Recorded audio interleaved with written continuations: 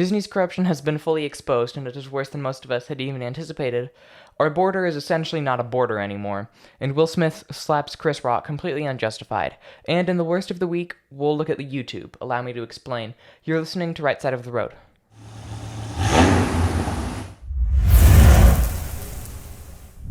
Alright, we got some really disturbing news out of Disney this week. Chris Rufo, working with Manhattan Institute, exposed some internal calls from Disney that really show Disney's new agenda. We don't have all that much time, but let's take a look at some of these videos. The showrunners were super welcoming, Meredith Roberts, and like our leadership over there has been so welcoming to like my like not at all secret gay agenda. And so like I feel like I felt like it was, I mean, like maybe it was that way in the past, but I guess like something must have happened in the last like they're turning it around. They're going hard. Hear that? This is real, guys. This isn't fakes. This isn't Babylon Bee. These are real calls from actual executives in Disney. This lady is, what did she say, quote, inserting queerness everywhere?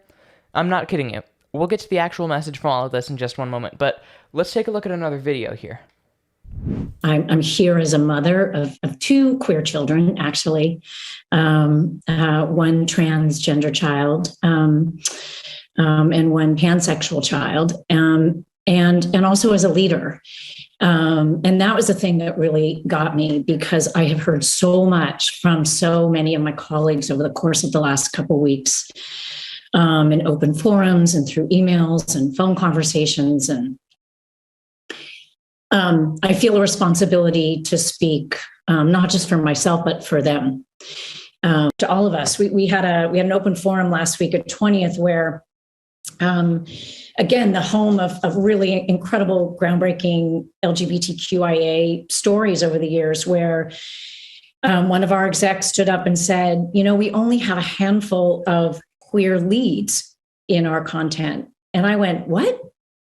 That can't be true. And I realized, oh, it actually is true. That's such a coincidence. The mom who works for Disney has two LGBTQIA+ minus backslash, that little thing that goes over piñata, kids. Anyway, I'm almost certain she's an abusive mother. This lady went on to say that she wants, this is a real number, 50% of all Disney characters to be LGBTQ, again, IA+, minus backslash, or people of color. That is absolutely insane. Why are we still giving money to these people? You're going to see terrible corruption coming up in Disney in the next coming months, coming years. Look, I like Disney+. I'm liking it less and less as we get more and more woke content. It was really good at the beginning, now it's just getting so much worse. And that should be a message to Disney. Parents aren't going to like this, we've seen that, but kids don't like it either. I and kids around my age are a large part of Disney's demographic. We don't like this. I can tell you with full certainty, nobody likes this, except a very small minority. Alright, but there's something else to look at here. Let's take a look. Last summer, we removed all of the gendered greetings in relationship to our live spiels. So we no longer say ladies and gentlemen, boys and girls. We've provided training for all of our cast members in relationship to that. So now they know it's hello everyone or hello friends. We are in the process of changing over those recorded messages. And so many of you are probably familiar when we brought the fireworks back to the Magic Kingdom. We no longer say ladies and gentlemen, boys and girls, we say dreamers of all ages. And so I love the fact that it's opened up the creativity, the opportunity for our cast members to look at that. We have our cast members working with merchandise, working with food and beverage, working with all of our guest facing areas where perhaps, you know, we want to create that magical moment with our cast members, with our guests. And we don't want to just assume because someone might be in our interpretation, maybe presenting as female, that they may not want to be called princess. So let's think differently about how do we really engage with our guests in a meaningful and inclusive way that makes it magical and memorable for everyone. Okay, when I first heard this, and I am still so angry about this, we recently went to Disneyland as a family. It was, I think, it's March now? It was last month. But it's almost, actually when this comes out, it'll be April. Anyway, it was in February. We didn't get to witness the fireworks. My grandma didn't like it because she loves the fireworks.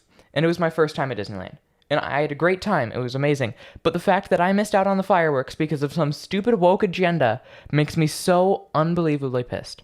But there's also, when I was there was like subtle pride literally everywhere. there are Disney pins that you like put on a lanyard, and all of the pin stations where you could buy pins, they had a bunch of like Pride Mickey Mouse faces, and nothing is more fun than Mickey Mouse, just his silhouette with Pride stripes. I hit the mic with that, but anyway. We watched a parade though, and I'm pretty sure they said ladies and gentlemen, boys and girls, if I remember correctly. It might have been while they were in the process of making it woke. You'd prefer, though, that they say, hello, everyone, like some sort of condescending teacher. Trust me, I've had teachers, and mostly principals, people who know me know what I'm talking about, that greet 7th graders in that high voice, hello, everyone. That was more British, but hello, everyone. They're all really creepy, and it's really annoying. I'd like to ask one question to the Walt Disney Company. I know no one's actually going to watch this, but would Walt have wanted this? Walt leaned very conservative and grew more conservative as he grew his company. Is this something that your founder would have believed in, Disney? Are you prepared to listen to a vast minority to shun the vast majority of your consumers? This isn't going to go well for them. Let's get to the weekly news. Okay, it would be amiss if I didn't mention this. Will Smith had a fun outburst at the Oscars. Let's take a look at this. Jada, I love you. G.I. Jane 2, can't wait to see it. All right?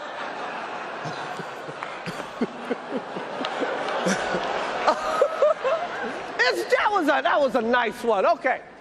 I'm out here. Richard. Oh, wow. Why is that funny? Every time I watch it. And I don't want to spend too much time on this because I spent a lot of time with those Disney videos, but I want to say one thing. Will Smith is the bad guy here. A lot of celebrities are defending him and what he did, but it is terrible. You can rewind and look at the footage again. Will Smith was laughing. He laughed at that joke and then saw Jada looking unhappy and slapped him for no apparent reason. He is a filthy hypocrite right now. His actions are indefensible, and I hope you know that. All right, moving on. This is going to be a short weekly news because we spent a while on that Disney thing, and I want to get into the worst of the week. Anyway, our border is just getting worse. And we're trying to have an open border policy under Biden, but open borders in of itself is a contradiction because a border is something that isn't open. It is a blockade, not necessarily a blockade, but it is a divider between something else. And when it's open, that division doesn't exist, so it isn't a border. It's just going to keep getting worse. This is in a report from the Daily Wire. Biden is planning to get rid of a Trump policy known as Title 42 that kept our border somewhat in check. This is planned to get removed in late May.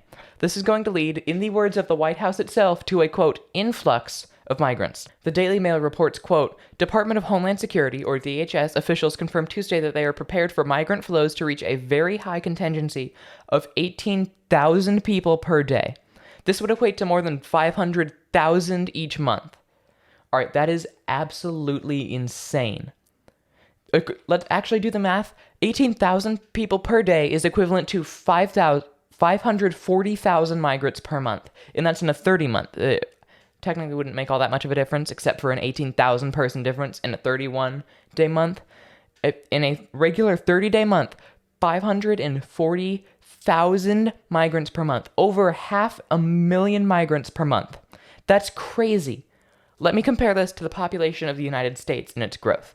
According to the U.S. Department of Commerce, quote, as our nation prepares to ring in the new year, the U.S. Census Bureau projects the United States population will be 332,403,650 on January 1st, 2022. This represents a 0.21% increase in population, or an additional 706,899 people since New Year's Day, 2021. Some of this text is kind of small, so that's why it's hard for me to read it. Anyway, the number of people in our population increased in a year from 2021 to 2022 is less than 1.5 times the amount of people coming into our country in a month. I hope you get the scale of this. In 2 months, we would have 1 million people coming in, which is, what would that be? 1.5 times what 706,000 people.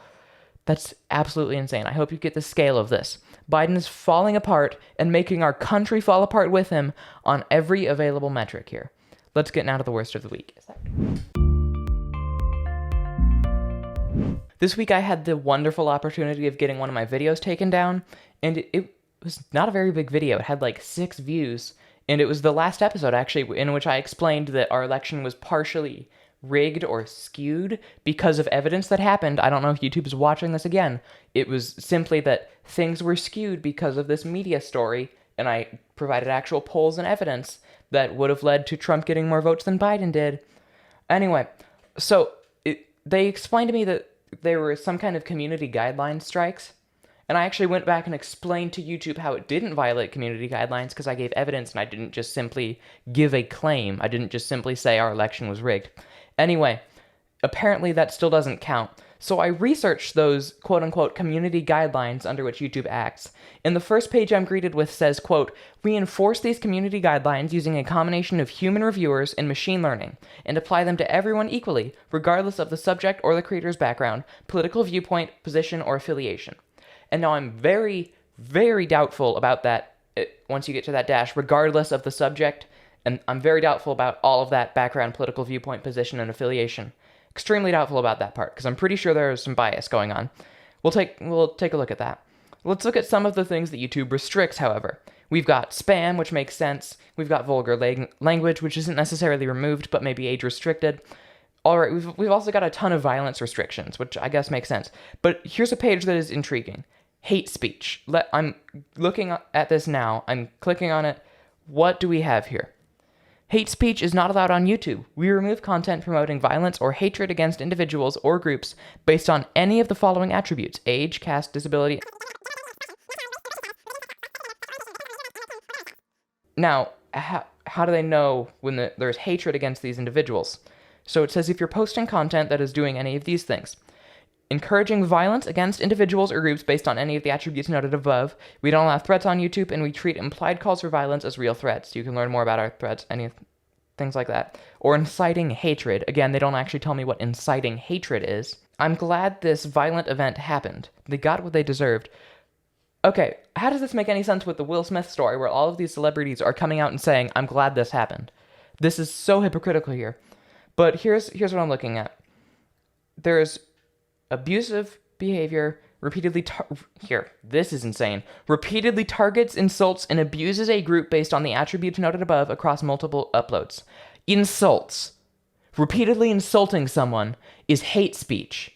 That is absolutely stupid. And I don't think this is censored across the board again. Remember the whole Will Smith thing. All these celebrities are saying this is great. Will Smith was so great to slap Chris Rock in the face. And they're literally, I'm glad this happened. They got what they deserved. That's exactly what's saying it's not allowed on YouTube. I don't know what's happening here. But there's more. All right, now we get to the real kicker here. There is an entire section specifically for misinformation. I want to look at each one of these specifically. I am looking at this right now. I'm not making this up. This is real. Okay. So, what is this entire misinformation section? There's general misinformation. Okay, I guess this kind of makes sense. Elections misinformation. Let's go. What is this? If you're posting content that with voter suppression, content aiming to mislead voters about the time, so trying to make voters not vote, candidate eligibility, content that advances false claims related to the technical eligibility requirements for current political candidates and sitting elected government officials to serve in office. Eligibility requirements are considered based on applicable national law to include age, citizenship, or vital status. Okay, I feel like I'm just going to go ahead and intentionally break this. Being a diehard contrarian, Biden is not he should not be president. He's not eligible to be president because his brain doesn't work. All right, let's see. What's the next thing here? Incitement to interfere with democratic processes, so encouraging whatever quote-unquote January 6th hysteria is going on here anyway. Distribution of hacked materials. Election integrity is where we get to the big thing here.